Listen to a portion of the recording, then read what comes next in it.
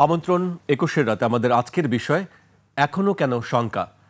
আমাদের সঙ্গে স্টুডিওতে উপস্থিত আছেন শরীফ ওসমান হাদি, মুখপাত্র ইনকিলাব মঞ্চ। আপনাকে স্বাগত জানাচ্ছি। আমাদের সঙ্গে আছেন শেখ মোহাম্মদ ফজলে বারী মাসউদ, যুগ্ম মহাসচিব, ইসলামী আন্দোলন বাংলাদেশ। আপনাকেও স্বাগত জানাচ্ছি। আজকে আমাদের বিষয় এখনো কেন শঙ্কা। আমরা জানি যে সামনে নির্বাচন, এর মধ্যে ডাকসু নির্বাচনটি একেবারে ঘরের দোরগোড়ায়। জাতীয় নির্বাচন ফেব্রুয়ারিতে। দুটি নির্বাচন নিয়ে আলোচনা হচ্ছে যে আসলে কোন নির্বাচন হবে কি হবে না এই বিষয় নিয়ে। আপনিও একটি আশঙ্কা প্রকাশ করেছেন জাতীয় নির্বাচনের ক্ষেত্রেও, ডাকসু নির্বাচনের ক্ষেত্রেও। এই আশঙ্কাটা কেন হাদি? আপনাকে দিয়ে শুরু করতে চাই। ডাকসুর ব্যাপারে প্রথমত যেটা বলবার সেটা হলো যে কোনো কারণেই মানে ডাকসু যতটুকু গুরুত্ব পাওয়া উচিত ছিল তার থেকে মিডিয়াগুলো বিভিন্ন কারণে অনেক বেশি এখানে ফোকাস করে ফেলেছে। আপনি ধরেন একটা বিশ্ববিদ্যালয়ের, অফকোর্স সব থেকে সিগনিফিকেন্ট ইউনিভার্সিটি, কিন্তু এটার ছাত্র সংসদ নির্বাচনে যখন সিরিজ টকশো হচ্ছে, মিডিয়া কাভারেজ হচ্ছে, তখন হচ্ছে কি পলিটিক্যাল পার্টিগুলোর উপরে প্রচণ্ড প্রেশার তৈরি হচ্ছে যে তার যে ছাত্র সংগঠন সেটাকে যে কোনোভাবে যদি ওখানে উইন করিয়ে না আনা যায় তাহলে সামনে ন্যাশনাল পলিটিক্সে এটা তার জন্য ইস্যু হয়ে দাঁড়াবে যে তুমি তো ডাকসুই জিততে পারো না, তুমি জাতীয় ইলেকশন কী করে জিতবা। তো এই যে প্রচণ্ড মিডিয়া হাইপের পরবর্তীতে পলিটিক্যাল পার্টিগুলোর আরও বেশি এঙ্গেজমেন্ট, আরও বেশি ইনভলভমেন্ট, যে ফলে হচ্ছে যেটা, যেমন আমরা তো মনে প্রাণে চাই যে অবশ্যই ডাকসুটা হয়ে গেলে এটা যে বিরাট একটা বৈপ্লবিক পরিবর্তন হবে এটা না, বাট দেশে তো নির্বাচনের কোনো আমিজই ছিল না গত। তো মানুষ এই যে ডাকসুতে কিন্তু ভোটার অনেক, 40,000 প্লাস, তো এত মানুষ একসাথে ভোট দিচ্ছে, ছাত্রছাত্রীরা সবাই কীভাবে অ্যাপ্রোচ করছে, ন্যূনতম একটা ভোটের আবহ তৈরি হবে। তা আমরা কিন্তু এই জন্য অনেকবার বলেছিলাম যে ভোটের আবহই যদি উদ্দেশ্য হয় তাহলে সব থেকে উচিত ছিল, যদিও এটা এখন আর হয়তো হবে না, এরপরও আমাদের যেটুকুন চিন্তা সেটুকুন তো বলে রাখাই দরকার যে স্থানীয় সরকার নির্বাচনটা হওয়া উচিত ছিল। কারণ স্থানীয় সরকার নির্বাচনটা তো সারা বাংলাদেশে একদিনে হয় না, বিভিন্ন ধরুন আপনি বিভাগেও যদি করতেন তাহলে দুটো হতো, ওই ভোটের আমেজ তৈরি হতো। দ্বিতীয়ত হলো আপনি জাতীয় নির্বাচনের মতো গুরুত্বপূর্ণ সময়ে আপনি কতটা ডিল করতে পারবেন, আপনার আইনশৃঙ্খলা বাহিনী কতটুকু প্রস্তুত আছে, আপনার একটা টেস্ট কেস হয়ে যেতে পারতো। কিন্তু যেটা হলো আপনি কোনো ধরনের ওয়ার্ম আপ ম্যাচ ছাড়া জাতীয় নির্বাচন যখন করে ফেলবেন, আমরা তো প্রত্যাশাই করি খুব ভালো নির্বাচন হবে, কিন্তু আসলে কি হবে, ধরেন বর্তমানে যে আইনশৃঙ্খলার পরিস্থিতি, বর্তমানের যে পুলিশ, 1000-এর বেশি পুলিশের উপরে মামলা আছে যারা সরাসরি কোনো ধরনের উস্কানি ছাড়া বুকে মাথায় গুলি করে মানুষকে হত্যা করেছে, তাদের মাত্র 67 জনকে গ্রেপ্তার করা হয়েছে। তার মধ্যে থেকেও আবার জামিন দেওয়া হচ্ছে, যেই পুলিশ জামিন পেয়ে পরের দিন ভারতে পালিয়ে গেছে, এখন শহীদের মা আহাজারি করে কান্না করছে। এই হলো অবস্থা। আমলাতন্ত্রের মধ্যে আমরা কোনো সংস্কার করতে পারি নাই। যেই সচিবরা 4 তারিখও কালোবাজ ধারণ করে শেখ হাসিনার পক্ষে মিছিল করেছে সচিবালয়ের মধ্যে, যেটা আইনত সম্পূর্ণ নিষিদ্ধ, কোনো সময় সে এটা করতে পারে না আমলাতন্ত্র, কিন্তু সেটা তারা করেছে। সমস্ত আমলারা রয়ে গেছে। কি হয়েছে, ঝালকাঠির ডিসিকে দেওয়া হয়েছে মেহেরপুর থেকে আনা হয়েছে ধরেন শরীয়তপুর। তো এই হয়েছে বদল। অথবা যে মাঠ প্রশাসনে ছিল তাকে আনা হয়েছে কেন্দ্রীয় প্রশাসন থেকে মাঠ প্রশাসনে, কিন্তু আপনার সেট আপ তো এক। তো পুলিশ রয়ে গেছে আগের মতো, আপনি পুলিশ সংস্কার করেন নাই। আফসোসের ব্যাপার হলো এই যে ঐক্যমত্য সংস্কার কমিশন করা হলো, এখানে প্রচুর ব্যাপারে আলাপ হলো, যে ইস্যুটা নিয়ে সব থেকে বেশি কথা বলবার উচিত ছিল পলিটিক্যাল পার্টিসগুলোর, সেটাকে এখান থেকে এজেন্ডা থেকে বাদ দিয়ে দেওয়া হয়েছে। সেটা হলো পুলিশ সংস্কার। বলা হলো কি যে এটা রাজনৈতিক দল এসে নির্বাহী ক্ষমতা বলে করবে, তো নির্বাহী ক্ষমতা বলে কি করবে, আবারও পুলিশকে শতভাগ নির্বাহী ক্ষমতা ব্যবহার করে নিজেদের পুলিশ বানাবে, রাজনৈতিক পুলিশ বানাবে, রাষ্ট্রের এবং জনগণের পুলিশ তো কেউ বানাতে পারবে না।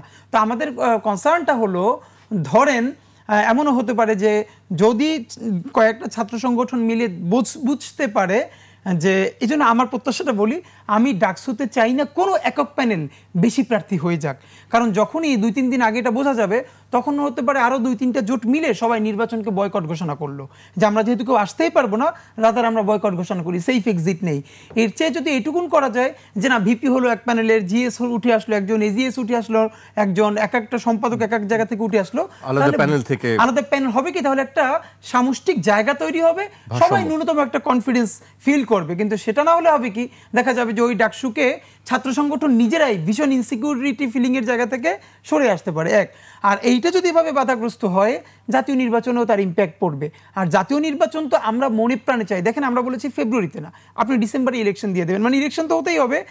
মুশকিল হলো, দেখেন ইন্ডিয়া প্রথম দিকে সে কোনোভাবে বারবার ইলেকশনের কথা বলছিল, মানে সে ইলেকশন চায়। যখন বলছিল, কিন্তু এখন কিন্তু ইন্ডিয়া ইলেকশন দেশে চায় না।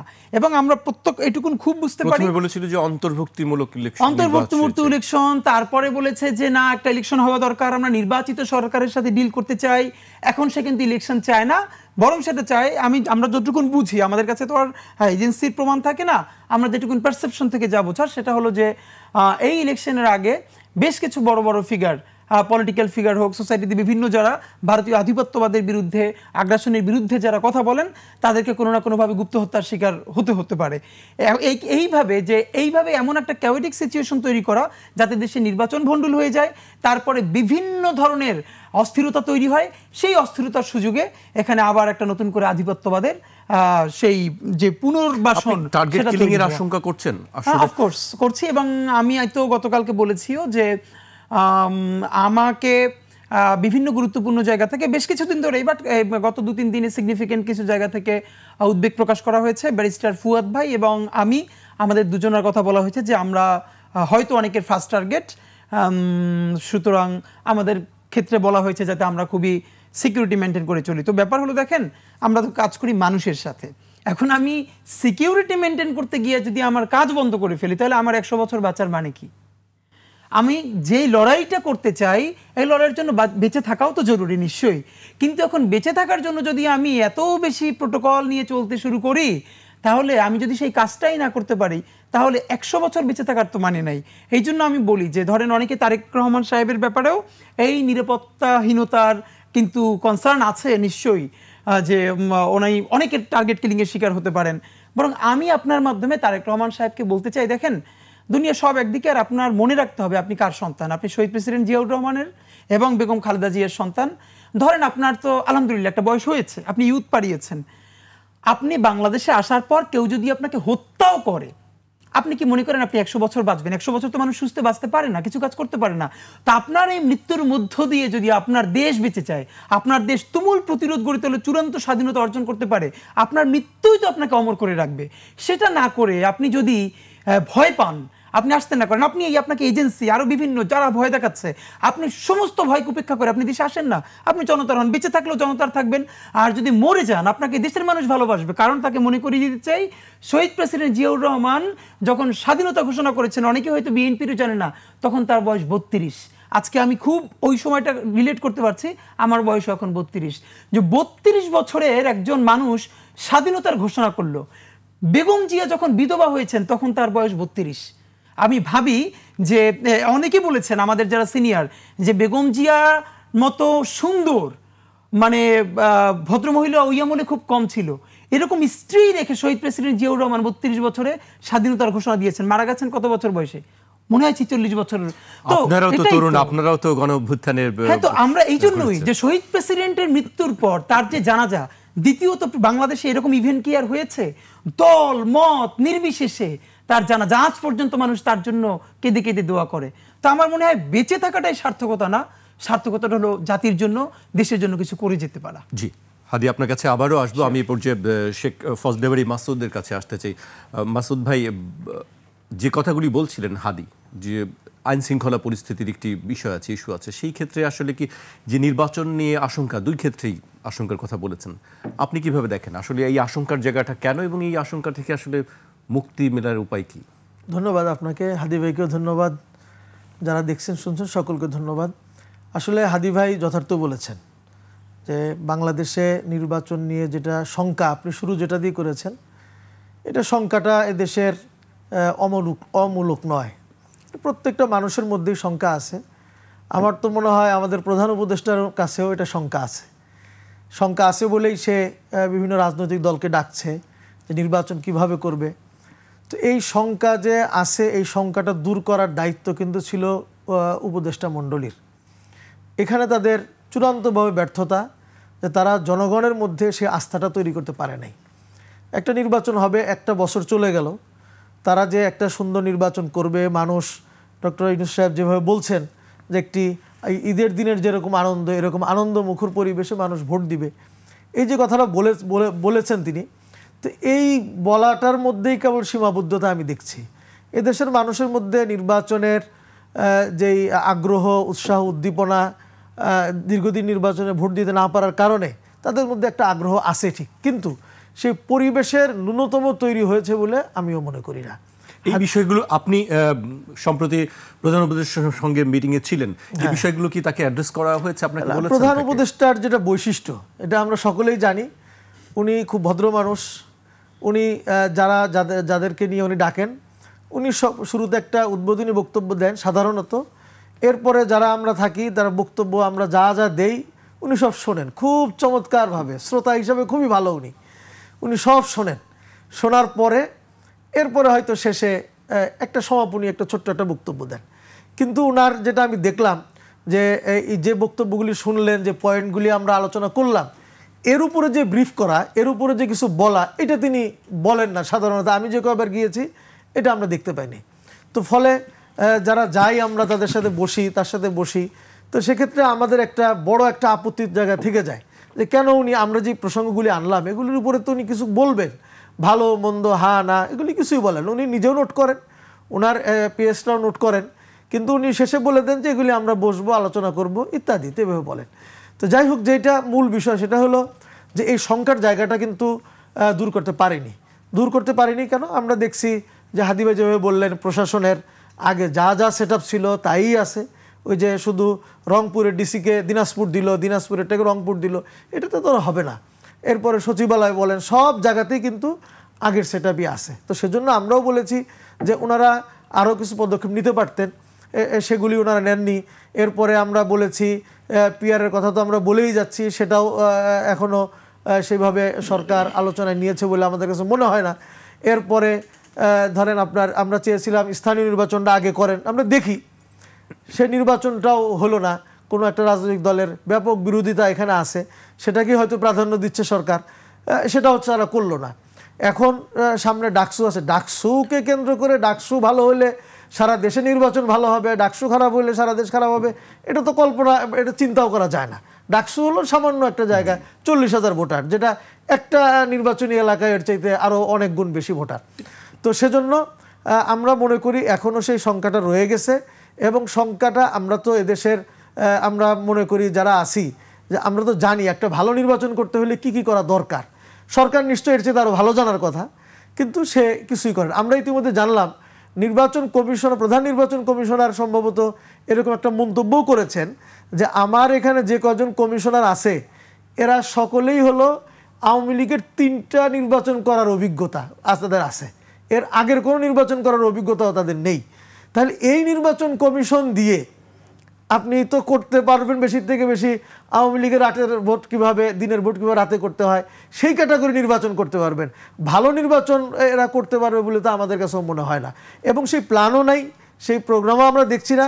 খালি মুখে কিছু বুলি উড়াচ্ছেন, এই করব সেই করব এই করব, এই করতে করতেই কিন্তু আমাদের দিনক্ষণ চলে যাচ্ছে। এবং আমরা শুনতেছি ফেব্রুয়ারিতে হবে, ফেব্রুয়ারির আগে যা যা হওয়া দরকার ছিল কিছুই হয়নি। এখন আইন শৃঙ্খলার যে মারাত্মক অবস্থা, হাদি ভাইও বললেন এবং রিপোর্টও দেখেন যে একজন আসামি 30টা মামলার আসামি, 40টা মামলার আসামি, রাজনৈতিক মামলা না, এগুলি হলো ছিনতাই, রাহাজানি, খুনাখুনি, এগুলির। এই যে আপনার জেনেভা, এই মোহাম্মদপুরের জেনেভা ক্যাম্পে একজনকে ধরলো, সে 30টা মামলার আসামি, আবার জামিন পেয়ে বেরোয় আসে, আবার উল্টো প্রচুর মিথ্যা মামলা এই যে বেরোয় আসতেছে। পুলিশ বলতেছে আমরা জীবনের রিস্ক নিয়ে, কিছু কিছু পুলিশ যারা ভালো আছে আমরা ধরতেছি, ধরতে না ধরতে আবার জামিন হয়ে যাচ্ছে। পুলিশই তো উদ্বেগ প্রকাশ করছে, পুলিশই উদ্বেগ প্রকাশ করছে। তো সেক্ষেত্রে এই জায়গাটাতে আপনি কিভাবে ভালো একটা নির্বাচন করবেন? শুধু আপনি মুখে বললে তো আর ভালো নির্বাচন হবে না। প্রধান উপদেষ্টা এখান থেকে বললেন সবাই আপনারা ভালো নির্বাচন করবেন, তাতে কি দেশবাসী ভালো নির্বাচন করবে না। তো সেজন্য আমরা মনে করি এই সংখ্যাটা দূর করতে হলে সরকারকে যথার্থ পদক্ষেপ নিতে হবে, এবং ভালো নির্বাচনের যে সকল উপাদান, যে সকল মৌলিক বিষয়গুলো, সেই জায়গাগুলোতে সিদ্ধান্ত নিতে হবে। আমরা দেখলাম কি আমাদের স্বরাষ্ট্র উপদেষ্টা বলেই ফেললেন যে আমরা লটারি দিয়ে আমরা ওসি নিয়োগ করব। তো লটারি দিয়ে তো ওসিডিসি নিয়োগ করলে তো আপনি ভালো নির্বাচনের কল্পনাই করা যায় না। কারণ হলো কোন এলাকাটা সংখ্যাযুক্ত, কোন এলাকাটাতে অ্যাক্সিডেন্ট হওয়ার সম্ভাবনা আছে, আপনি লটারি দিয়ে ওইখানে একজন অনভিজ্ঞ ব্যক্তিকে আপনি দিলেন, বা আগের যে দায়িত্ব পালন করেছে সেই চলে আসলো। এভাবে তো আর ভালো নির্বাচন হয় না। তো ওনাদের কথাবার্তায় বোঝা যাচ্ছে যে ওনারা ভালো নির্বাচন করতে পারবেন বলে আমাদের কাছে মনে হয় না। তবে আমরা মনে করি হাদি ভাই যেটা বললেন যে আমাদের অবশ্যই নির্বাচনে যেতে হবে, ভালো একটা নির্বাচন আমাদেরকে করতেই হবে, এর কোনো বিকল্প নেই। তো সেজন্য আমরা মনে করি সরকারের উচিত আরও দায়িত্বশীল হওয়া, সরকারের উচিত এই যারা স্টেক হোল্ডার আছে তাদের সাথে বসে বসে কথা বলে দ্রুত সময়ের মধ্যে, সময় ক্ষেপণ না করে দ্রুত সময়ের মধ্যে তারা সেই ব্যবস্থাপনা করুক। এবং আমরা এজন্য বলেছি বড় একটা সহায়ক হবে হলো পিআর সিস্টেমের নির্বাচন। যদি তারা করে তাহলে আমাদের সংখ্যার জায়গাটা অনেকটা দূর হয়ে যাবে। কারণ পিআর নির্বাচন হলে পিআর সিস্টেমে তাহলে ধরেন এই সেন্টার ভিত্তিক দলাদলি, হানাহানি, কাটাকাটি এগুলো অনেক কমে যাবে। ফলে আমাদের ভালো একটা নির্বাচন করতে গেলে আমাদের অনেকটা পথ আমরা অগ্রসর হব যদি পিআর সিস্টেমে নির্বাচনে যায়। জি মাসুদ ভাই, আপনার কাছে আবার আসবো। এই পর্যায়ে আমি আবার হাদির কাছে আসতে চাই। ওসমান হাদি, আপনি সেনাবাহিনী নিয়ে আগেও কথা বলেছেন, একটু আগেও বললেন যে তাদের আসলে বাংলাদেশের রাজনীতিতে সেনাবাহিনীর প্রভাবটা কতখানি? না, প্রথমত হলো ধরেন যে আমাদের তো প্রভাব তো আছেই। এখন এই প্রভাবটা কতখানি দৃশ্যমান আর কতখানি দৃশ্যমান নয়। তো ব্যাপার হলো আমাদের একটা দীর্ঘ লড়াই যেটা হওয়া দরকার, যে আমাদের সেনাবাহিনীর মধ্যে এই মনস্তত্ত্বটা যদি আস্তে আস্তে সেট করা যায়, সময় লাগবে। যে রাজনীতিটা মূলত জনগণই করবেন, আর্মি অফিসিয়ালসরা করবেন না। বা ধরেন আপনি যদি পাকিস্তানে যতখানি, ধরেন আমি আপনাকে দুটো বলি, ভারতের তো অনেক ব্যাপার নিয়ে আমরা কথা বলি। ভারতের দুটো জিনিস যেটা আমাদের শিখবার আছে সেটা অনেকে বলে না। প্রথমত হলো ভারতের মানুষের দেশত্ববোধ, তাদের দেশপ্রেম মানে অভূতপূর্ব। আমার মনে আছে 11-12 সনের দিকে মমতা ব্যানার্জি ঢাকায় এসেছিল একটা প্রোগ্রামে, সে শহীদ মিনারে যাবে ফুল দিতে। সে বলে ইন্ডিয়ার একটা ব্র্যান্ডের গাড়ি সেটা ম্যানেজ করিয়েছে যে আমি এখান থেকে ওই গাড়িতেই যাব, অন্য কোনো গাড়ি যাব না, এবং সে গাড়ির দাম কম। আপনি ভাবেন একটা জায়গা ইন্ডিয়ার মানুষের দেশ, মানে তার দেশের প্রশ্নে সে বলেছে গঙ্গার এক ফোঁটা জল বাংলাদেশে দিব না। তার জায়গা থেকে তো সে ঠিক বলেছে, মানে তার মানুষের জন্য। কিন্তু আমাদের দেশ থেকে আমরা সে চিন্তা করতে পারি?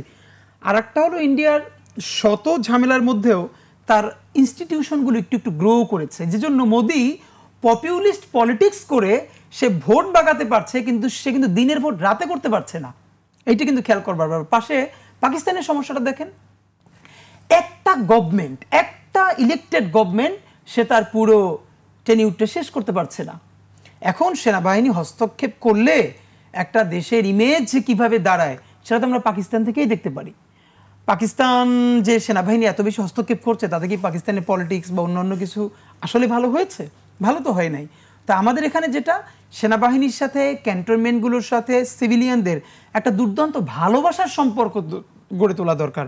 এইটা না যে সেনাবাহিনীকে মানুষের শত্রু রূপে দাঁড় করানো। কারণ দেশের জন্য লড়লে the first line of defence তো সেনাবাহিনী, তারাই লড়বে। তো তাদেরকেও ওই আস্থার জায়গায় রাখা। কিন্তু মুশকিলটা হলো আমাদের দেশে, এটা তো সত্য কথা, শুধু তো কোনো বাহিনীকে বলে লাভ নাই। সেই ধরেন আমরা বললাম কি যে সেনাবাহিনী বা অন্যান্য কোনো বাহিনী যাদের নামই বলি তারা দেশ বিক্রি করে দিবে, বা এই ব্যাপারে রাজনীতিবিদরা কি দেশ বিক্রি করে দেয় না? এই দেশ তো বিক্রি যতবার হয়েছে তা তো অলমোস্ট রাজনীতিবিদদের হাত ধরেই হয়েছে। আমরা চক্ষু বন্ধ করে শহীদ প্রেসিডেন্ট জিয়াউর রহমানের মতো আর কয়জন স্টেটমেন্ট পেয়েছি যে পুরো জাতি চক্ষু বন্ধ করে তার সততা এবং দেশপ্রেমের ব্যাপারে ঐক্যবদ্ধ থাকবে? আমরা তো পারি নাই। তো এই যে হওয়া, এই যে দ্বন্দ্বের জায়গা, সুতরাং আমার মনে হয় যে আমরা আস্তে আস্তে আমাদের যে ন্যাশনাল ইন্টিগ্রেশন এই দিকের দিকে যেতে হলে আমাদের সেনাবাহিনীর মনস্তত্ত্বের মধ্যে যে জিনিসটা ঢুকানো খুব জরুরি, তারা অনেক পশ একটা লাইফ লিড করে, তারা অনেক ধরনের সিকিউরিটি, অনেক ধরনের সাপোর্ট সিস্টেমের মধ্য দিয়ে খুবই সুন্দর একটা লাইফ লিড করে। কিন্তু তারা মনে রাখতে হবে তার এই লাইফটা নির্বাহ হয় জনগণের পয়সায়। মানে সে যে কয় টাকা রাষ্ট্রে ট্যাক্স দেয় সেই টাকায় কিন্তু তার এত সুন্দর লাইফ হয় না। সুতরাং তার সমস্ত দায়বদ্ধতা মোরালি জনগণের প্রতি থাকতে হবে, যাকে সে তার লাইফে অ্যাক্সেস দিতে পারে না, ভ্যানওয়ালা, সবজিওয়ালা, কৃষক, রিক্সাওয়ালা, মজুর, কিন্তু তার পয়সায়, তার ভ্যাটের পয়সায় আমাদের সেনাবাহিনী সুন্দর জীবন হয়। এটা সেটা আমরা সম্মানও করি। তা আমার মনে হয় তাদের মনস্তত্ত্ব এটা একদিন আসবে। মানে সেনাবাহিনীর পুরো প্যাটার্নটা যদি এরকম হতো তাহলে জুলাইতে সেনাবাহিনী জনতার সাথে দাঁড়াইতে পারতো না। এইটা আমাদের কথা। আর ব্যাপার হলো, হ্যাঁ, তো দুনিয়ার সকল রাষ্ট্রে এজেন্সির তো একটা অংশীদারিত্ব থাকে, বাট সেই অংশীদারিত্বটা আমরা চাই রাষ্ট্রকে শক্তিশালী করে দাঁড়ানোর জন্য, কোনোভাবেই তাদের স্টেককে পলিটিক্যাল করে তুলবার জন্য নয়। জি হাদিব, আমরা সম্প্রতি গণ অধিকার পরিষদের সভাপতি নুরুল হক নুরের উপরে হামলা দেখেছি। এই হামলার পরে একটি কথা হয়েছে যে সেনাবাহিনীকে ব্যারাকে ফিরে যাওয়ার কথা উঠেছে, আপনি কি মনে করেন আসলে, বা এটার সঙ্গে যে জাতীয় পার্টির রাজনীতির কথা বলা হচ্ছে এই বিষয়ে আপনার প্রথমত অবস্থান? সেনাবাহিনী এখন ব্যারাকে গেলে দেশ চলবে কেমনি? মানে ধরেন পুলিশ তো ফাংশনালি না, এখন পর্যন্ত পুলিশের কনফিডেন্স ফিরে আসে না। ফিরে আসতো কখন? যারা দোষী পুলিশ বিনা উস্কানিতে মানুষকে হত্যা করলো তাদের আপনি যদি বিচারটা করতে পারতেন, আর যেই পুলিশের কোনো দায় নাই তাকে আপনি দায় মুক্তি দিয়ে দিতে পারতেন, সত্য কি হতো? সে কনফিডেন্ট হতো। এখন প্রত্যেক পুলিশে মনে করে এখন মামলা হয়েছে 1000 জনের নামে, এই কয়জনের বিচার হইলে তারপর ধরবে আমারে, তারপর ধরবে আমারে। সুতরাং কেউ নিজের সিকিউর ফিল করতেছে না, নাম্বার 1। আর সেনাবাহিনী তো সত্য কথা দেখেন, লম্বা সময় ধরে মাঠে পড়ে থাকা সেনাবাহিনীর জন্য খুব কঠিন। কিন্তু ধরেন সেই অগস্টের আমাদের 36শে জুলাইয়ের পরে সেনাবাহিনী যে মাঠে নেমেছে, সৈনিকরা, আমি কেন বলতে পারি, আমি আমার এলাকায় একটানা 10 থেকে 15 দিন সেনাবাহিনীর সাথে কাজ করেছি আমাদের জুলাই গণ অভ্যুত্থানের পরে। একদম তাদের সাথে গাড়িতে ঘুরে ঘুরে দিন নাই রাত নাই ওই বিভিন্ন গ্রামে গ্রামে যখন ঝামেলা হচ্ছে তখন তাদেরকে পথ দেখিয়ে নেওয়া, আমরা সবাই মিলে সাপোর্ট করেছি। তো সত্যি কথা বলতে তো তাদের দিন রাত বলতে কিছু নাই। এই রাত্রি যখন কেবল খেতে বসবে তখন আবার একটা জায়গা থেকে কল আসে।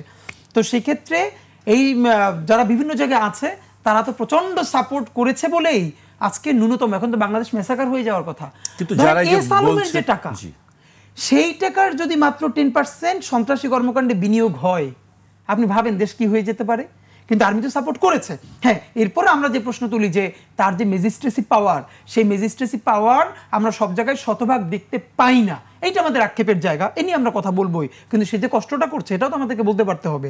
আর সুতরাং না, তাকে ব্যারাকে এরকম ফিরে যাওয়া না, বরং তাকে ব্যারাকে ফিরতে হবে একটা ইতিহাসের শ্রেষ্ঠতম নির্বাচন দিয়ে, একটি গণতান্ত্রিক সরকারের কাছে ক্ষমতা হস্তান্তর করার পরে তাকে সুন্দর করে ব্যারাকে ফিরতে হবে। জি, আমি আপনার কাছে আবার আসবে এই পর্যায়ে আমি মাসুদ ভাইয়ের কাছে আসতে চাই। আপনি বলছিলেন যে আপনাদের যে দাবিগুলো ছিল বা পিআর পদ্ধতি নিয়ে দাবিগুলো, সেগুলো আসলে সেই পথে হাঁটছে না সরকার।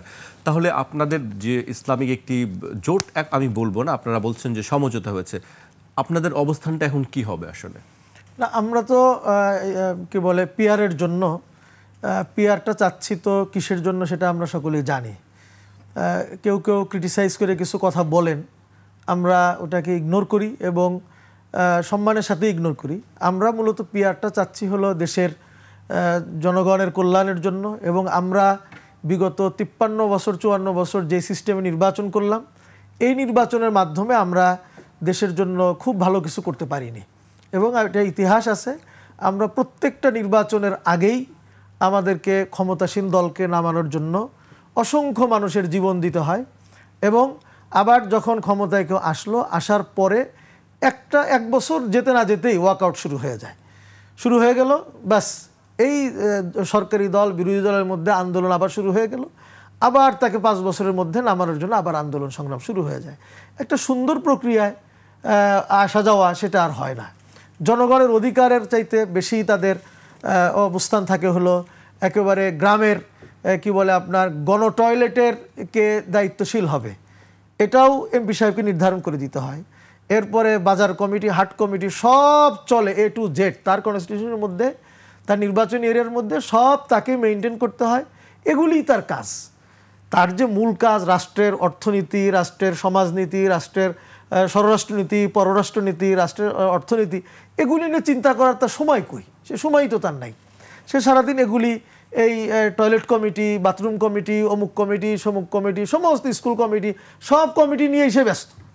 তো এই যে অবস্থাটা হয়েছে, যে যার ফলে আমাদের দেশের, আপনি দেখেন আমাদের পার্শ্ববর্তী অনেক রাষ্ট্র, তাদেরও কিন্তু একটা সুন্দর পররাষ্ট্রনীতি আছে। সরকার চলে যায় কিন্তু পররাষ্ট্রনীতির মধ্যে চেঞ্জ হয় না।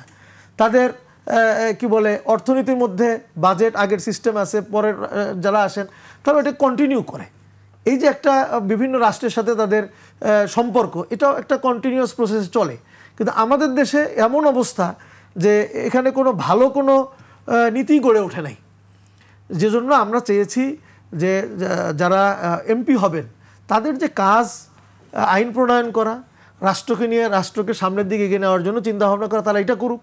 স্থানীয় সরকার নির্বাচনে যারা জয়ী হবেন তারা স্থানীয় উন্নয়নের জন্য তারা কাজ করবেন। তো এই সমস্ত কারণেই আমরা এছাড়াও যে সকল নির্বাচন কেন্দ্রিক যে সকল হাঙ্গামাগুলি হয়, সেই হাঙ্গামাগুলোর দূর করার জন্য আমরা এই পিআর সিস্টেমে চেয়েছি। দেখেন বাংলাদেশে বড় একটি দল, তারা এখনও তারা চাচ্ছে না। আপনি দেখেন, অথচ গতকালকে না পরশুদিন দেখলাম তাদের এক থানায় পিরোজপুরের, সেখানেও কিন্তু তারা ভোট করতে গিয়ে ব্যালট বাক্স চুরি এখানেই শুরু হয়ে গেছে। তো এখনই যদি ব্যালট বাক্স চুরি করা শুরু হয়ে যায়, আপনি চিন্তা করেন সামনে 300 আসন নির্বাচন হবে, কত হাজার ভোট কেন্দ্র, এগুলি কিভাবে সামলাবে এটা আমরা কিন্তু বুঝে উঠতে পারি না।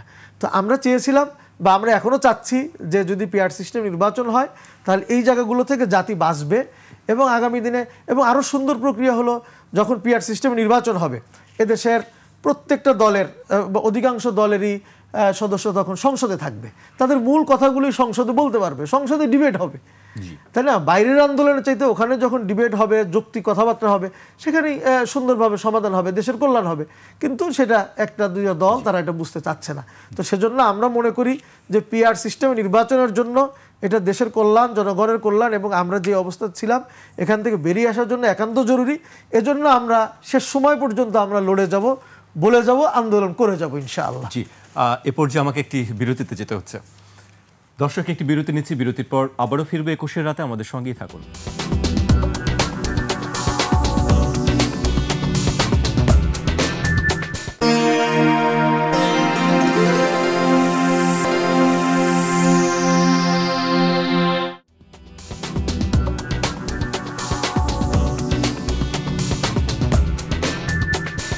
বিরতির পর আবারও স্বাগত। আপনারা দেখছেন 21-এর রাত। আমাদের সঙ্গে আছেন ইনকিলাব মঞ্চের মুখপাত্র শরীফ ওসমান হাদি এবং ইসলামী আন্দোলন বাংলাদেশের যুগ্ম মহাসচিব শেখ মোহাম্মদ ফজলে বারী মাসুদ। বিরতিতে যাবার আগে আপনি একটি দলের কথা বলছিলেন, আমি সেই বিষয়ে হাদির কাছে জানতে চাই। হাদি, আপনি সম্প্রতি না বেশ কয়েক মাস আগে একটি কথা বলেছেন, আমি সেটি একটু উল্লেখ করতে চাই। আপনি বলেছেন বিএনপির প্রতি আমাদের আক্ষেপ হলো আপনারা কেন জুলাইয়ের রাজনীতিটা করলেন না। আপনাদেরই তো উচিত ছিল জুলাইয়ের রাজনীতি করা। এনসিপিকে আমরা পরে ধরব। আসলে বিএনপি কোন রাজনীতি করছে বা এনসিপিকে পরে ধরবেন? এনসিপি কি ধরেছেন? না, প্রথমত হলো এনসিপি তো ধরেন ওই লিস্টেই নেয়, কারণ এনসিপি এখন পর্যন্ত সারা দেশের প্রত্যেকটা উপজেলায় তো হয়তো কমিটি দিতে পারে নাই, সুতরাং তার হিসেবে আর অনেক পরে। বিএনপির ক্ষেত্রে সমস্ত কথা আমরা এই জন্য বলি না যে বিএনপি এখন বাংলাদেশের সবচেয়ে বড় রাজনৈতিক দল, বরং এই জন্য বলি যে বিএনপিটা শহীদ প্রেসিডেন্ট জিয়াউর রহমানের দল, বেগম জিয়ার দল। আর গত ফ্যাসিবাদ বিরোধী যে লড়াই সংগ্রাম, তার সব থেকে বড় ভ্যানগার্ড বিএনপিও। তো বিএনপির সমালোচনা যতগুলো করা দরকার করে আমরা তার সঠিক প্রশংসাটা তো করতে চাই। এখন এখানে মুশকিলটা হয়ে গেছে কি, ধরেন বিএনপির যেটা হাইকমান্ড, এইটা তৃণমূলে যে ফাংশনাল না, এটা তো স্পষ্ট বুঝাই যাচ্ছে। ধরেন গত প্রায় এক বছরে প্রায় 5,000-এর অধিক তাদের নেতাকর্মীকে তারা স্যাক করেছে। এখন একটা দল আসলে কি পারে?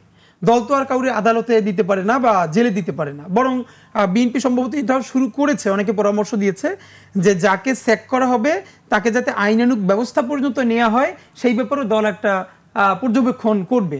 এইটা ধরেন বলার জন্য বলা, কিন্তু দল তো আসলে এতটা পারে না, এটা বাস্তবতা। এখন এই কাজগুলো করতে হইতো কার? মানে সরকারের। যে বিএনপি যাকে যেই কারণে স্যাক করছে তারে কি সরকার চাঁদাবাজির কারণে গ্রেপ্তার করতেছে কিনা, এইটাও যেমন সত্য। আবার পুলিশ গ্রেপ্তার করলে লোকাল থানায় বিএনপির স্থানীয় নেতারা গিয়া ছাড়াই নিয়ে আসতেছে, এটাও সত্য।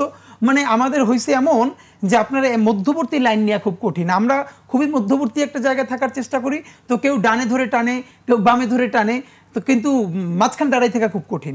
আমরা এই দুইটা কথা বলতে চাই, সেটা হলো ভারতীয় আধিপত্যবাদ এবং আওয়ামী সন্ত্রাসীদের বিরুদ্ধে লড়তে হলে আপনাকে বিএনপির মতো শহীদ প্রেসিডেন্ট জিয়াউর রহমানের যে ফোর্স, এই ফোর্সকে আপনার কনফিডেন্সে রাখতেই হবে, এটা ছাড়া আপনি পারবেন না। প্রমাণ, গত এক বছরে এই গণহত্যাকারী ফ্যাসিস্ট আওয়ামী লীগরা যতগুলো রাস্তায় মিছিল করেছে, আপনি বলেন তো বিএনপি ছাড়া একটা দল সেই মিছিল প্রতিরোধ করেছে? না, করে নাই। মানে এটা বাস্তবতা একটা। এখন আবার ওইখানে বিএনপির যারা প্রতিরোধ করেছে তারা গিয়ে দেখেন তার মধ্যে হয়তো কিন্তু 5-6 জন চাঁদাবাজও আছে। হ্যাঁ, সেই এলাকায় চাঁদাবাজি করতেছে, লুট করতেছে।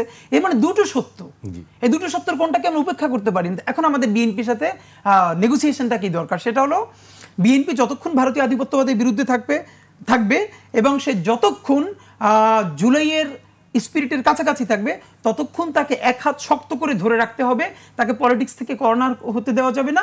অন্যদিকে তার বিরুদ্ধে সমালোচনা জারি রাখতে হবে যাতে সেই আধিপত্যবাদীদের খপ্পরে না পড়ে।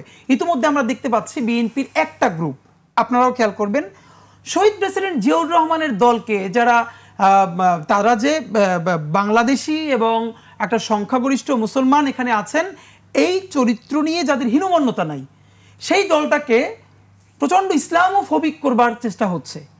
মানে এটা তো যেই অর্থে সেকুলার, সেটা তো খুব ভালো, সবার সমান অধিকার নিয়ে, কিন্তু করা হচ্ছে ইসলামোফোবিক। কিসের জন্য? আওয়ামী লীগের ওই জায়গাটাকে অকুপাই করবার জন্য। কিন্তু কেউ এটা বুঝতেছে না, আজকের শহীদ প্রেসিডেন্ট জিয়াউর রহমানের দল যত কিছুই হোক, তাদেরকে ভারত কোনোদিন আওয়ামী লীগের চেয়ে বড় বন্ধু মনে করবে না। এবং ঢাকার আরবান মিডল ক্লাস আওয়ামী লীগের চেয়ে, কারণ আওয়ামী লীগের এখানে যতগুলো কালচারাল ন্যারেটিভ আছে, শত শত প্রতিষ্ঠান আছে, বিএনপির তো তার কিছুই নাই। তার কি সেই পলিটিক্স আছে? বরং বিএনপির প্রতি আক্ষেপ করে বলি, আপনি ক্ষমতার চিন্তা করতেছেন আগামী 5 বছরের, অথচ ন্যূনতম কথা ছিল 50 বছরের। শহীদ প্রেসিডেন্ট জিয়াউর রহমানের পর এখানে ভিশনারি কেউ আছে? তারা চিন্তা করতেছে 5 বছরের। নইলে এই সংস্কার উচ্চকক্ষে কেন পিআর হবে কি হবে না, এটা বিএনপি কেন নোট অফ ডিসেন্ট দিবে? এরকম অনেকগুলো ইস্যু আছে যেগুলো বিএনপি জুলাই সনদে নোট অফ ডিসেন্ট দিচ্ছে। বরং বিএনপির বলা উচিত ছিল ডক্টর ইউনূসকে যে এই কাজগুলো তো হওয়া দরকার, আমরা এতদিন করতে পারিনি, বা সামনে পারবো কিনা আমরা জানিও না। কারণ বিএনপি আসুক, জামাত আসুক, যেই আসুক, তাকে তো ইন্ডিয়া প্রশ্ন ডিল করতে হবে, বাস্তবতা না? তারা আমাদের প্রতিবেশী, ডিল করতে হবে। তো তারা এই চাপের কারণে পারবে না। অনেক সময় ক্ষমতার পলিটিক্সের যে প্যাটার্ন, এই কারণেও পারে না। বরং তার এদিকে বলা উচিত আপনি করে ফেলেন, আমরা সমর্থন দিচ্ছি। তাদের উচিত ছিল ডক্টর ইউনূসকে ডেকে যে এই মৌলিক সংস্কারগুলো দ্রুত আপনি করে ফেলেন, আমরা যেন পরবর্তী একটা ভালো পলিটিক্স করতে পারি। পুলিশ সংস্কার আপনি করে ফেলেন, যাতে আমার উপরে চাপ কমে। এখন সব বলতেছেন না আমরা এসে করবো, আমরা এসে করবো, আমরা এসে করবো। ইদানিং শুনতেছে জুলাই সনদের ব্যাপারে বলা হচ্ছে যে সেটা সংসদে 2 বছর ধরে কার্যকর করা হবে। মানে এটা অ্যাবসার্ড। 2 বছর কেন ভাই? আপনি সর্বোচ্চ সময় নিতে পারেন 6 মাস, এবং আপনাকে প্রথম অধিবেশনেই উচ্চকক্ষ গঠন করতে হবে। এবং সেই উচ্চকক্ষ কোনো, আমি ভাইদের সাথে বলি, আমরা তো আমাদের অবস্থান ক্লিয়ার করেছি। আমরা মনে করি পিআর এটা বাংলাদেশে এক্সপেরিমেন্ট করা যেতে পারে, এটা বিভিন্ন দেশে আছে। কিন্তু আমরা বলেছি যে বাংলাদেশের বর্তমান আর্থসামাজিক প্রেক্ষাপটে সংসদের নিম্নকক্ষে পিআর প্র্যাকটিক্যাল নয়। এর অনেকগুলো কারণ আছে। তার একটা কারণ হলো এখানে বর্তমানে দেশ চালাতে প্রচণ্ড স্ট্রং একটা সরকার লাগবে। কিন্তু পিআরে হলে এখানে সরকার পড়ে যাবে প্রতি মাসে মাসে। এবং আমার মনে রাখতে হবে আপনাকে, মেক্সিকোর পাশে যতটা আমেরিকা পরাক্রমশালী প্রতিবেশী, তার চেয়ে অনেক বেশি বাংলাদেশের পাশে ভারত বেশি পরাক্রমশালী। সুতরাং আপনি এটা ডিল করতে পারবেন না। কিন্তু আমাদের প্রস্তাবনা হলো নিম্নকক্ষে হোক না হোক এটা নিয়ে আমাদের কোনো কনসার্ন নেই, আমরা এটা এখন পক্ষেও না। কিন্তু সংসদের উচ্চকক্ষে অবশ্যই অবশ্যই পিআরের ভিত্তিতে হতে হবে, এটা নিয়ে কোনো আপোষ নাই। কারণ আপনি এখন যেরকম সংরক্ষিত নারী আসন সিলেকশন করে দেন, সেরকমই যদি আপনি 100 উচ্চকক্ষে দেন, তাহলে জনগণের পয়সায় কেন মানুষ আরো 100 এমপি পালবে? কোনো দরকার নাই তো। বরং উচ্চকক্ষ আমাদের লাগবে, এবং সেটা পিআরের ভিত্তিতেই হতে হবে। তবে নিম্নকক্ষে এখন পর্যন্ত আমরা ফিজিবল মনে করি না। জি, ফজলে বাড়ি মাসুদ, আপনি এই ব্যাপারে কি মনে করেন? না, আমি যেটা বলতে চাই, উনি যেটা বললেন যে আসলে বিএনপিকে তো আমরা শত্রু মনে করি না। যারা আমরা আধিপত্যবাদ বিরোধী যারা আন্দোলন করি, এবং বিশেষ করে ফ্যাসিবাদ বিরোধীতে যারা আমরা আন্দোলন করেছি, সেক্ষেত্রে বিএনপির সাথে ছিল, বিএনপির সাথে আমরা ছিলাম, সকলে মিলে আমরা করেছি। তো আসলে বিএনপির যে সমালোচনাটা আমরা করি সেটা হলো যে আমরাও চেয়েছিলাম যে বিএনপি অতীতে যে রাজনীতিটা করেছে, 91 থেকে 96 যে রাজনীতি করেছে, বিএনপি যদি এখন সেই রাজনীতিটাই এখন 2025 এসে করতে চায়, এটার আমরা বিরোধিতা করি। বিএনপি আগে যে রাজনীতি করেছে এখনও যদি সেই ট্রেডিশনালি সেই রাজনীতি করতে চায়, এটারই আমরা সমালোচনা করে যাচ্ছি। তো সেজন্য আমরা মনে করি বিএনপি যদি নিজেকে পরিবর্তন করতে পারতো, তাহলে কিন্তু এদেশের মানুষ বিএনপিকে গ্রহণ করত, কিছু কিছু কারণে করতে পারত। কিন্তু সেই চেঞ্জটা কিন্তু তারা করে নাই। 1 2 নম্বর হলো, ধরেন আধিপত্যবাদ বিরোধী, এখানে একটা জিনিস বলে রাখা দরকার, সেটা হলো যে ভারতের যে আধিপত্যবাদ যেই আছে, এর বিরুদ্ধে কিন্তু এদেশের সকল মানুষ এখনও আছে। আমরা যদিও রাজনৈতিক ক্ষেত্রে কখনো কখনো ভিন্ন মত পোষণ করছি, কিন্তু এ বার্তা সকলেরই, সব দলেরই, যে আমরা আধিপত্যবাদের বিরোধী এবং ফ্যাসিবাদের বিরুদ্ধে আমরা কিন্তু সবাই একমত। এখানে কোনো ভুল মেসেজ যাওয়ার কোনো সুযোগ নেই।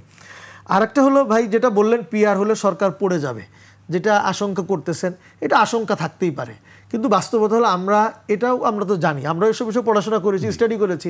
বিষয়টা হলো কি, যে ফ্যাসিবাদ কেন হয়েছে? যখন তার সংসদের অন্যান্য দলগুলো তার লাগে না, প্রয়োজন নেই। যেমন বিগত সরকার একটা কি বলে আপনার গৃহপালিত বিরোধী দল বানিয়ে রেখেছে, অন্য কাউকে তার দরকার নেই, সে চালিয়ে যেতে পারছে, এবং সে 16 বছর 15-16 বছর খেয়েছে। তো এটা যখন হয় তখনই কিন্তু সে ফ্যাসিবাদ হয়। যখন সে মনে করে যে আমার সংসদের অন্যান্য দলের যারা আছে এদেরকে ম্যানেজ করেই আমাকে চলতে হবে, তখন কিন্তু তার আচরণ, তার ঔদ্ধত্য এগুলি কিন্তু নিয়ন্ত্রিত হয়, তখনই একটা সুসম্পর্ক তৈরি হয়। এটা যদি বাংলাদেশের কালচারে নিয়ে আসা যায়, যেমন এখন দেখেন, এখন কিন্তু কোনো দলই, বিএনপি যদিও কিছু ঔদ্ধত্যমূলক বক্তব্য দিচ্ছে, এরপরেও কিন্তু কিছু বিনয়ী হচ্ছে। এজন্য হচ্ছে তারা জানে যে ফ্যাসিবাদকে তারা হটাইতে একলা পারে নাই, এবং এখনও যদি আল্লাহ না করুক কোনো কিছু ঘটে, বিএনপির পক্ষে একলা কিন্তু কোনো কিছু মোকাবেলা করা সম্ভব নয়। এই ভয়ের কারণেই কিন্তু তারা দেখেন অনেক কিছুতে নমনীয় হয়, অনেক জায়গায় একমত হয়, এটা কিন্তু আছে। সরকারেও যদি পিআরের মাধ্যমে সরকার গঠন করে যেই ক্ষমতায় যাক, তাকেও যদি এই তার মনের মধ্যে ভয়টা তৈরি করা যায়, ভয় বা একটা সহনশীলতা যদি তৈরি করা যায়, তাহলে বাংলাদেশে ফ্যাসিবাদ তৈরি হওয়ার রাস্তাটা কিন্তু চিরতরে বন্ধ হয়ে যাবে। আমরা কিন্তু মনে করি তখনই একটা কল্যাণ রাষ্ট্র প্রতিষ্ঠা করা, গুড গভর্নেন্স তৈরি করা তখনই কেবলমাত্র সম্ভব। এর জন্যই আমরা কিন্তু পিআরটা চাচ্ছি।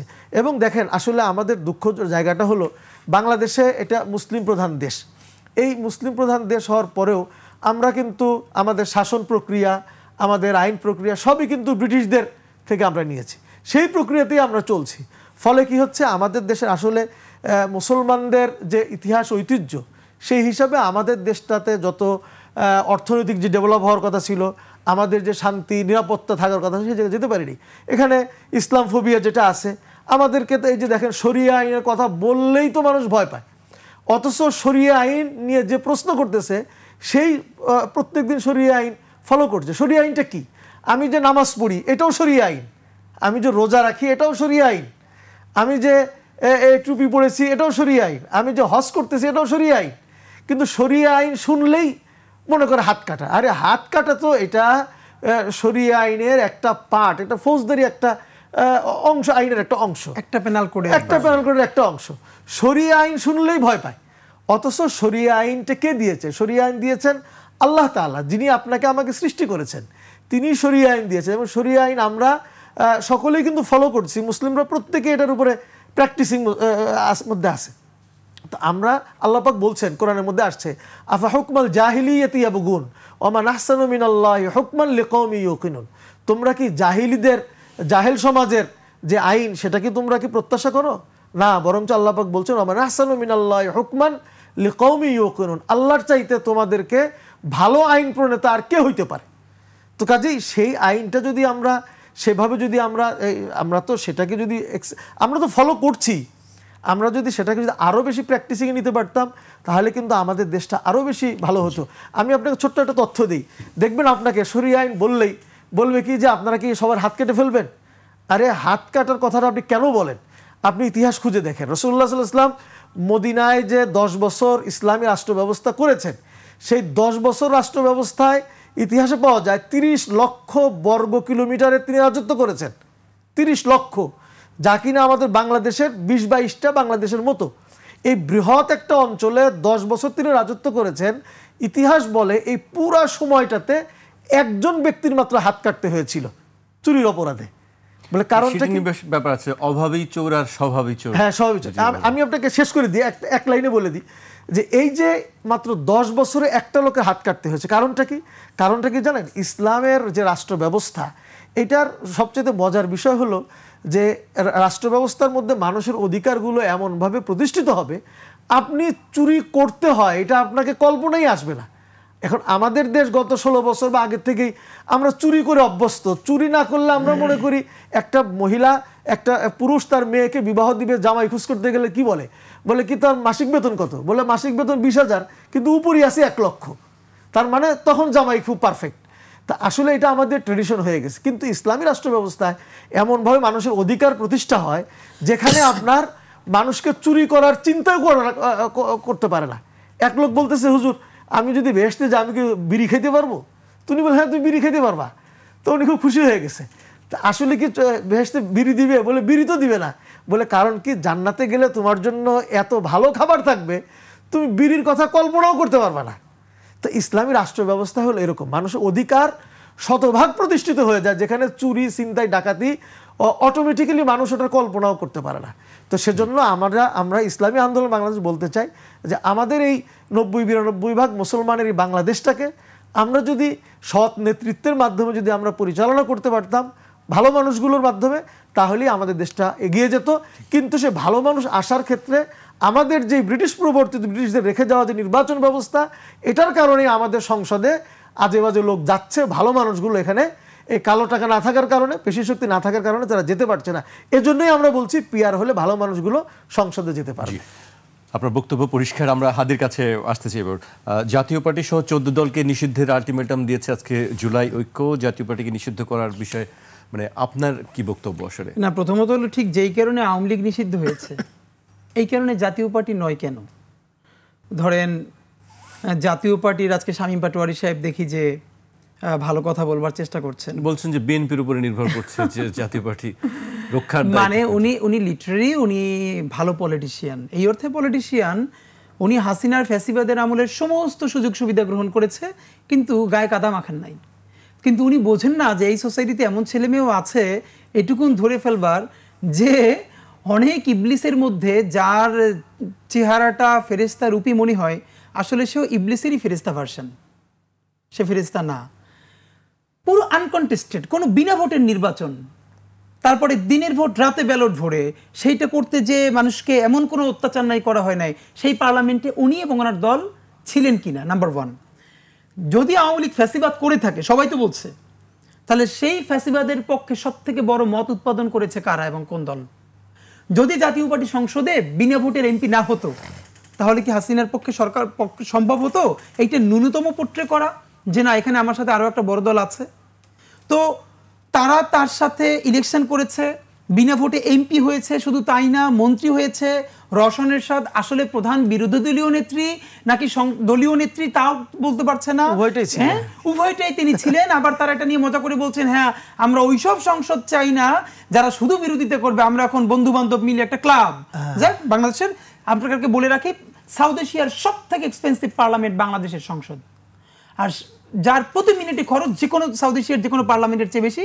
সেখানে মমতাজ শেখ হাসিনাকে নিয়ে গান গাচ্ছে প্রতি মিনিটে, কবিতা পড়ছে। একজন ভদ্রমহিলা এমপি, কি বলবো, সংরক্ষিত আসনে, উনি আবার পটুয়াখালীর, দেখে দেখে পড়তে পারতেছে না। এই ভিডিওটা আপনারা সবাই দেখেছেন। পাশের জন্য লজ্জায় মরে যাচ্ছে যে দেখে দেখে রিডিং করতে পারতেছে না। আমার রাষ্ট্রের, আমার জনগণের পয়সায় সেই সংসদ করা হয়েছে। তো জাতীয় পার্টিদের প্রত্যেকটা দায়কে নিতে হবে। সে এই ফ্যাসিবাদের সাথে থেকে শুধু ফ্যাসিবাদের বৈধতাই দেয় নাই, এর সমস্ত সুযোগ সুবিধা গ্রহণ করেছে। ব্যাপার হলো তাকে নিষিদ্ধ করবার আগে যেটা দরকার ছিল তার বিচার করা। তার কি বিচার হয়েছে? বিচারিত হয় নাই। নাম্বার 2, এখন আওয়ামী লীগ স্বপ্ন দেখছে এই জাতীয় পার্টির কাঁধে ভর করে। প্রথম বলা হয়েছিল কি যে একটা ইনক্লুসিভ ইলেকশনের জন্য আওয়ামী লীগকেই লাগবে। যাক, এটা এখন যখন হলো, নির্বাচন কমিশনও বললো যে না, নৌকো থাকবে না, এখন হলো জাতীয় পার্টিকে রাখতে হবে। তো কি হবে যে জাতীয় পার্টির এর মাধ্যমে আওয়ামী লীগের সবাই এমপি হয়ে আসো। এর মানে এই পার্টিটার তো আসলে ন্যাশনাল কোনো ক্যারেক্টারই নেই। তো আপনি প্রথমত হলো এর বিচার করছেন না কেন? এর বিচারটা যদি করতে পারতেন কারা কারা কত হাজার কোটি টাকার দুর্নীতি করেছে জাতীয় পার্টির, তাহলে তো অটোমেটিকলি আজকে এই কথা বলতে পারতো না। হ্যাঁ, আমি মনে করি এদের বিচার হওয়া দরকার। এবং ঠিক যেই কারণে ফ্যাসিবাদ কায়েম করবার কারণে আওয়ামী লীগ নিষিদ্ধ হয়েছে, ওই একই কারণে জাতীয় পার্টি নিষিদ্ধ কেন হবে না, এটা তো বরং আমাদেরও জিজ্ঞাসা। এইটার সঙ্গে কি আসলে কোনো ভোটের মাঠের হিসাব নিকাশ আছে? তো অবশ্যই আছে, তো অবশ্যই। কে বিরোধী দল হবে বা কে কার ভোট পাবে এরকম কোনো বিষয় না। সেটা তো ধরেন জাতীয় পার্টির সেকেন্ড আলাপ, সেটা তো আওয়ামী লীগ নিয়েই আছে। আওয়ামী লীগের এখানে অনেক ভোট আছে না? নিশ্চয়ই আছে। আমাদের অনেক বন্ধু বান্ধব আছে আওয়ামী লীগের ভোট আছে, এটা বলতে সাহস করে না কেন ভাই? আমি তো বরং আওয়ামী লীগের অনেক বেশি ভোট আছে এইটা বলেই আমি তার সাথে বলতে চাই যে আওয়ামী লীগ গণহত্যা করে নাই, আয়নাঘর করে নাই, ধর্ষণ করে নাই, তার তো কোনো অপরাধ নাই। ফিলোসফিক্যালি আওয়ামী লীগ হওয়া তো কোনো অন্যায় না, কোনো দোষের না। তো আপনি বরং ট্রুথ এন্ড রিকনসিলিয়েশন কমিশন করেন, আপনি তারে মানে আওয়ামী লীগ তো করতে হবে না, সে নতুন দল করুক, ইভেন সে বিএনপি করুক, জামাত ইসলামী করুক। এখন হচ্ছে কি, এখন যদি কোনো আওয়ামী লীগের কেউ বিএনপি করে বা জামাত করে বা এনসিপি করে, আমরা বলি কি তারা আওয়ামী লীগের পুনর্বাসন শুরু করেছে।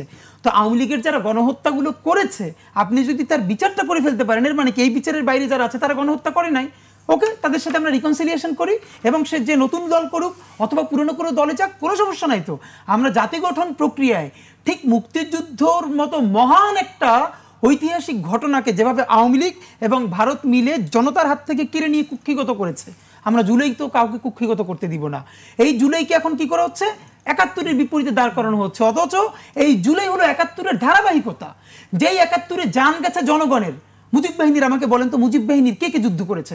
সবগুলো কলকাতা রেস্টুরেন্টে খেয়েছে, ঘুমিয়েছে, ঘোরাফেরা করেছে। বরং এই যে ফজলু সাহেব মুজিব বাহিনীর, সেই মুজিব বাহিনীরা মুক্তিযোদ্ধাদের উপরে হামলা করেছে, তারপরে এসে রক্ষী বাহিনী করেছে, এখন তারা সব বড় মুক্তিযোদ্ধা। তো জনতার যে মুক্তিযুদ্ধ তারা কেড়ে নিয়েছিল, আমরা এই জুলাইয়ের মাধ্যমে সেই মুক্তিযুদ্ধ জনতার হাতে ফিরিয়ে দিতে চাই। তো এই জুলাই হলো ইনসাফের লড়াই। আমরা এখন সবার সাথে ইনসাফ চাই, আমার শত্রুর সাথেও ইনসাফ চাই। হ্যাঁ, আর জাতীয় পার্টির ভোটের ক্ষেত্রে, আওয়ামী লীগের ভোটের ক্ষেত্রে, হ্যাঁ এটা তো একটা ভোটের চিন্তা সবার আছেই, যে যেহেতু আওয়ামী লীগ নৌকা মার্কা ইলেকশন করতে পারবে না, তাহলে তার ভোটটা কে করবে? এই জন্য প্রত্যেকটা দলই চেষ্টা করবে ওই ভোটগুলোকে কোনো না কোনোভাবে ক্যাপচার করা। এই পলিটিক্স তো করতেই পারে, এটা করা খারাপ হতো না। এখন আমাদের কথা হলো এই পলিটিক্সটা কতদিন চলবে? এবার না হয় আপনি পাড়ি দিলেন, কিন্তু আপনি বৃহত্তর সময় দেখেন, ওই রকম করে যদি হইতো তাহলে জামাতে ইসলামের একদম টপ লিডার্সকে ফাঁসি দেওয়ার পরেও এদেশে কিন্তু জামাতের মানে ঝোলও থাকার কথা না। কিন্তু তা কি হইছে? আইডিওলজিকে মাটিতে মিশিয়ে দেওয়া যায় না, তার সাথে ডিল করতে পারতে হয়। আমরা আওয়ামী লীগের, আমার সেই সমস্ত ভাই বন্ধু যারা গণহত্যা করেন নাই, আমরা তাদের সাথে ডিল করতে চাই, আমরা তাদের সাথে বসতে চাই, কথা বলতে চাই। কিন্তু আফসোস হলো এখন পর্যন্ত আমার পরিচিত ন্যূনতম আওয়ামী লীগের সমর্থক কোনো ভাইকে, বন্ধুকে দেখি নাই তারা অন্তত নিজেরাও কথা বললে বলেন জুলাইয়ের মতো গণহত্যা আওয়ামী লীগের ঠিক হয় নাই।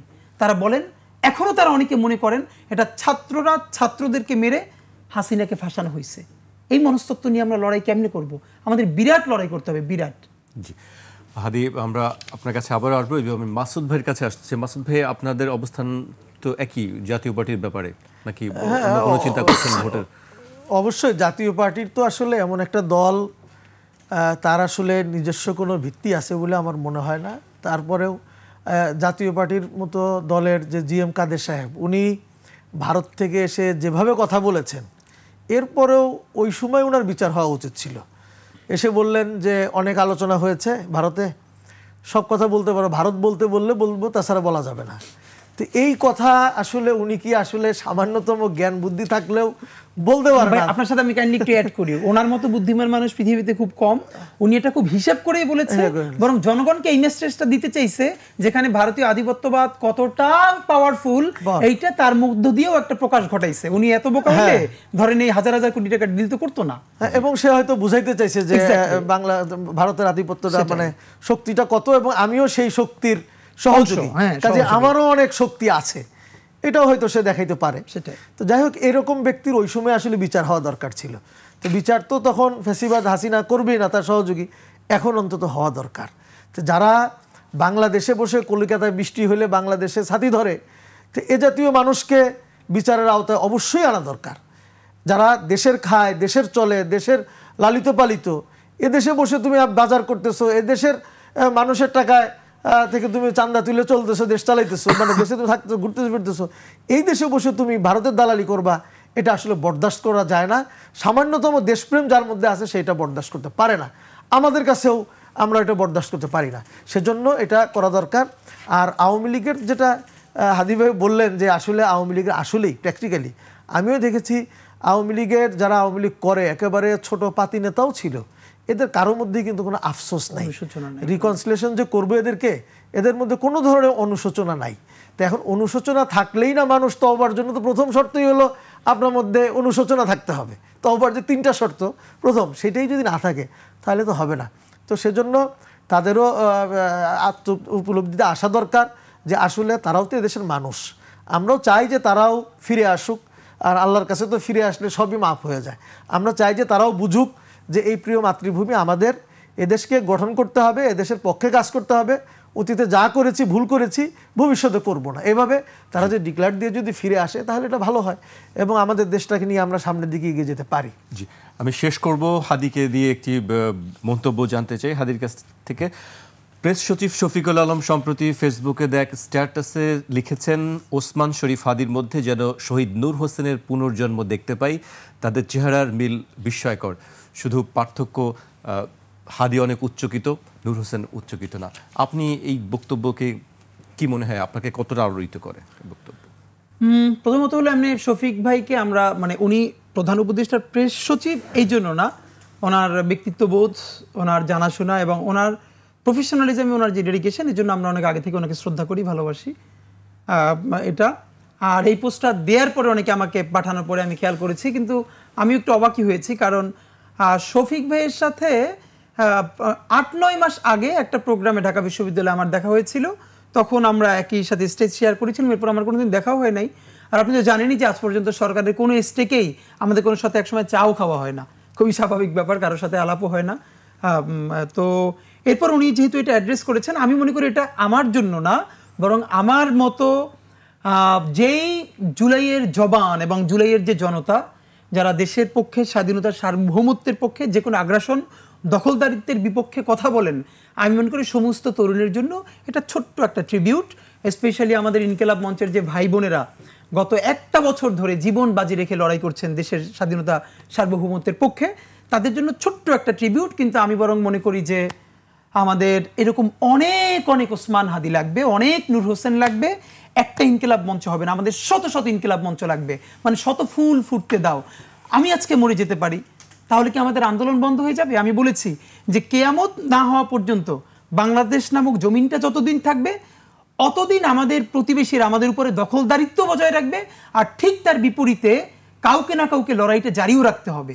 তো সেই লড়াই জারি রাখবার জন্য আমাদের অনেক অনেক মুখ লাগবে, সুতরাং আমাদের সেই মুখ তৈরির প্রস্তুতি নিতে হবে। জি, আজকে আমাকে এখানে শেষ করতে হচ্ছে। আপনাদের দুজনকে অনেক অনেক ধন্যবাদ আমাদেরকে সময় দেওয়ার জন্য। ধন্যবাদ দর্শক, আজ এখানেই শেষ করছি। আবার দেখা হবে রোববার রাত 12টায়। আপনারা সবাই সুস্থ থাকুন, নিরাপদে থাকুন, আর 21-এর সঙ্গে থাকুন।